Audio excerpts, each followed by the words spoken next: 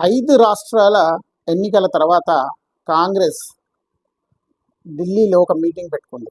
ఏంటంటే ఫీడ్బ్యాక్, రాష్ట్రాల్లో మన యొక్క పర్ఫార్మెన్స్ ఎలా ఉంది, ఎందుకు లేదు.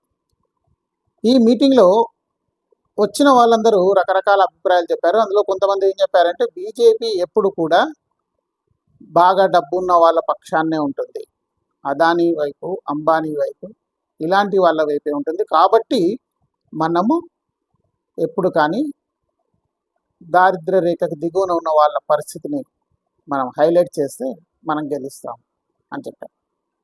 చాలా సంతోషంగా ఆ మీటింగ్ నుంచి అందరూ బయటకు వచ్చారు. బయటకు రాగానే వాళ్ళకు ఒక వార్త తెలిసింది. ఏంటంటే అందరూ ధనవంతులు వెళ్ళి పేకాట ఆడుకొని తాగి తందనాలాడే జిమ్ఖానా క్లబ్ని 5 రోజుల్లో మీరు దాన్ని ఖాళీ చేయాల్సిందే అని గవర్నమెంట్ ఉత్తర్వు.